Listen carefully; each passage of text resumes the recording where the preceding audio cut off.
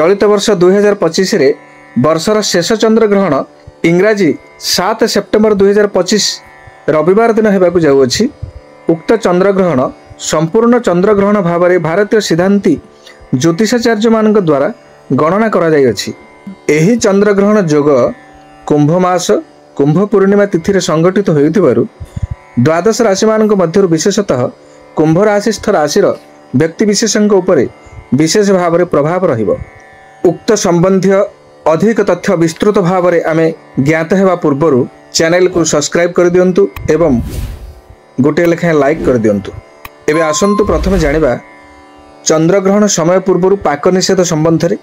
पाक निषेध आरंभ दिन 12:57:33 रात्रि 1:26:42 पर्यंत लागी रहिबो, किंतु सूतक काल सोमवार ब्राह्म मुहूर्त पर्यंत मान्य हेबो।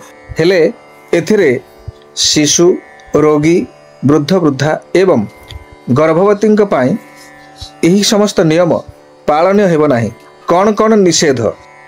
एही समय रे देवनीति रंधन कार्य भोजन इत्यादि कार्य निषेध वा बारण करा जाई अछि। सूतक काल शेष हेबा परे स्नान शौचादि समापन करी चंद्र दर्शन करि सारिबा परे निषेध करा जाइथिबा प्रत्येक कार्य करि परिबो। ग्रहण समय 7 तारिख अर्थात रविवार रात्रि 9:57:33 रु आरंभ। ग्रहणर समाप्ति मध्यरात्रि 1:26:42 पर शेष।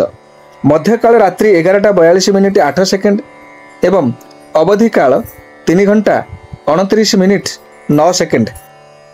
चंद्रंकर छाया सहित प्रथम संयोग रात्रि 9:57:33। संपूर्ण चंद्रग्रहणर आरंभ समय रात्रि 11:01:05।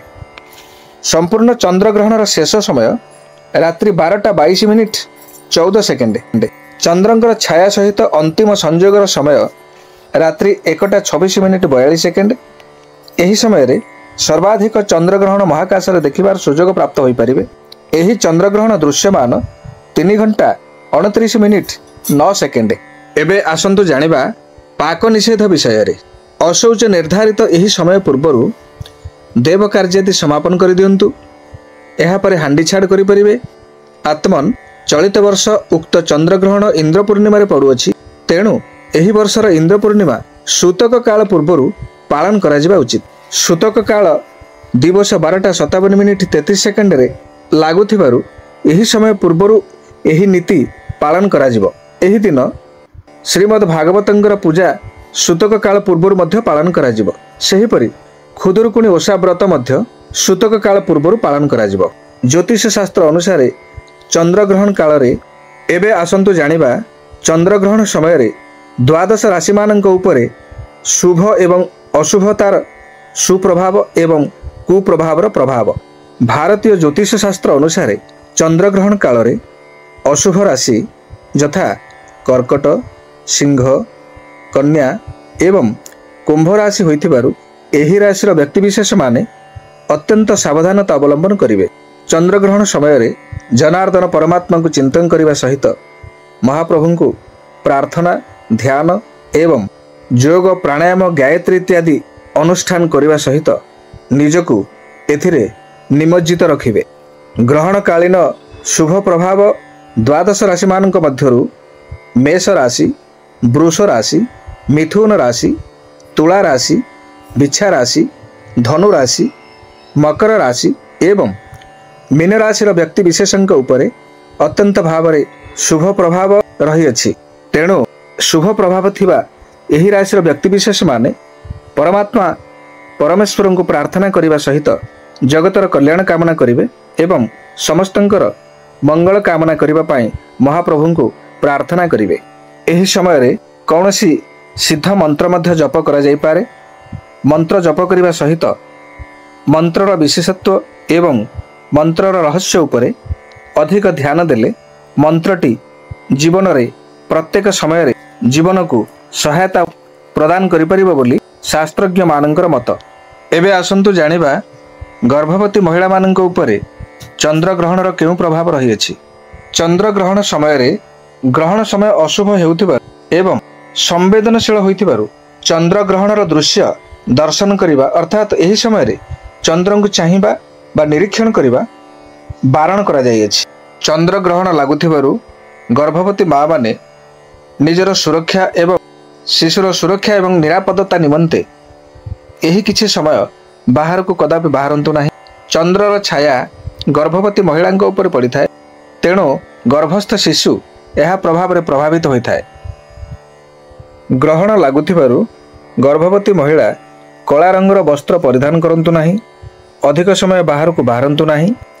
ଚନ୍ଦ୍ରଗ୍ରହଣର ଛାୟା ଗର୍ଭବତୀ ମହିଳାଙ୍କ ଉପରେ ପଡ଼ୁଥିବାରୁ ଶିଶୁର ଶାରୀରିକ ଦୋଷ ଲାଗିଥାଏ, ଯାହା ଭବିଷ୍ୟତରେ ବହୁତ ସମସ୍ୟା ସୃଷ୍ଟି କରିଥାଏ।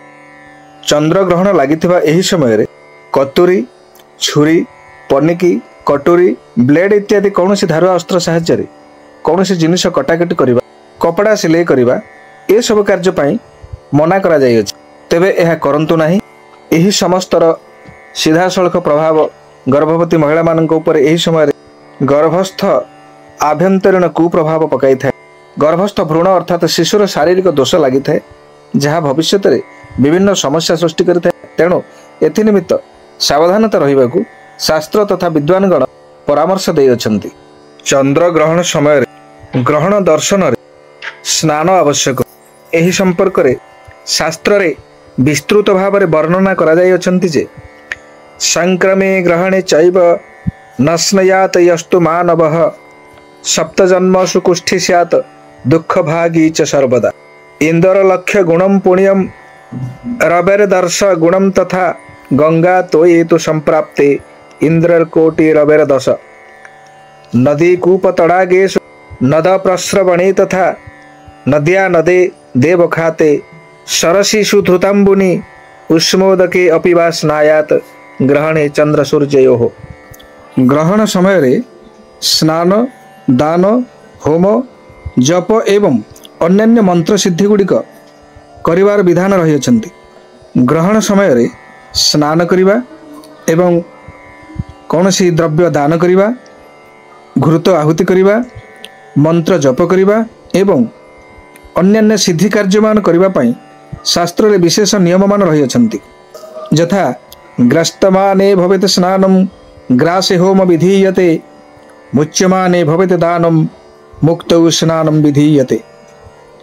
ସୂର୍ଯ୍ୟେନ୍ଦୁ ଗ୍ରହଣମ୍ యావత్ ତାବତ୍ କୁର୍ଯାତ ଜପାଦିକମ୍ ସୂର୍ଯ୍ୟେନ୍ଦୁ ଗ୍ରହଣମ୍ యావତ୍ ତାବତ୍ କୁର୍ଯାତ ଜପାଦିକମ୍ ନ ସ୍ୱପେତେ ନ ଚ ଭୁକ୍ତମ୍ ଚ ସ୍ନାତ୍ୱା ଭୁଞ୍ଜିତ ମୁକ୍ତୟେଃ। ଅର୍ଥାତ୍ ଗ୍ରହଣ ସମୟରେ ବିଭିନ୍ନ ଔଷଧାଦି ତୃଣ, ଗୁଳ୍ମ, ବୃକ୍ଷମାନଙ୍କର ମୂଳ ସଂଗ୍ରହ କରିବାର ବିଧାନ ରହିଅଛନ୍ତି।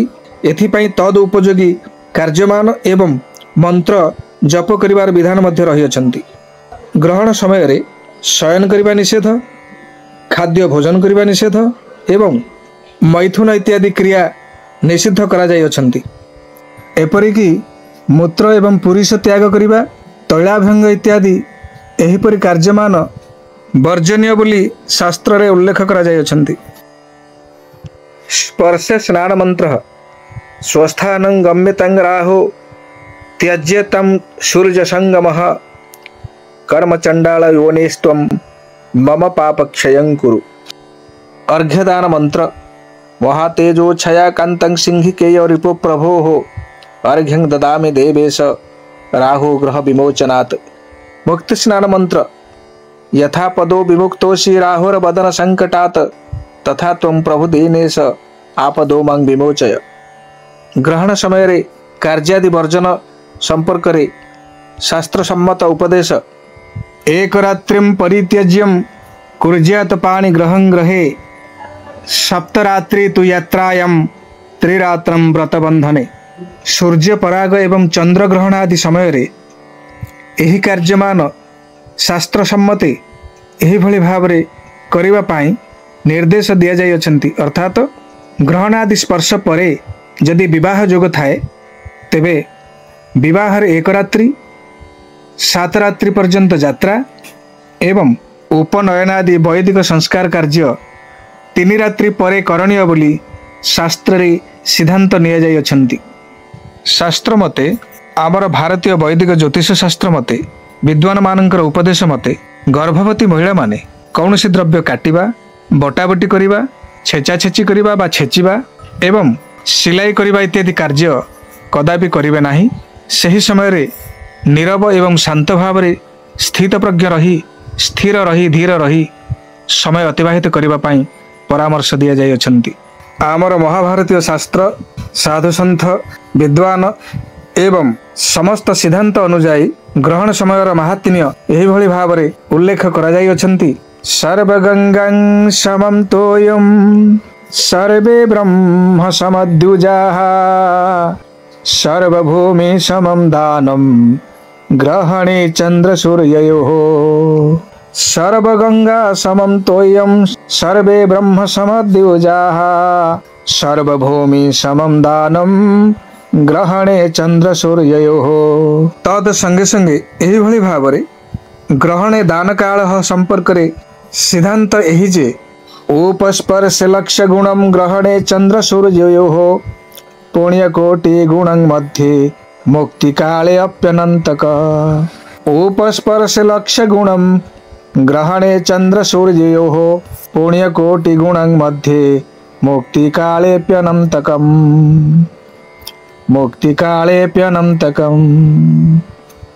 तेबे आत्मन आजिर एही चंद्रग्रहण संबंधी ज्ञातव्य तथ्य तथा सम्यक सूचना आपण मानक ज्ञातसार हेतु निश्चय आपण मानकर उपकार रे आसी परिबो एही जिज्ञासा रखी रहुचु।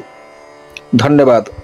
श्री श्री श्री श्री श्री गुरु परम ब्रह्म सनातन सच्चिदानंद अनंत अव्यक्त अनाकार अखंड निर्गुण जगदाभास महाप्रभु जगतर कल्याण करंतु समस्तंकर कल्याण करंतु जीव जगतर कल्याण हेउ समस्तंकर मंगल हेउ एही कामना रखी रहुछु।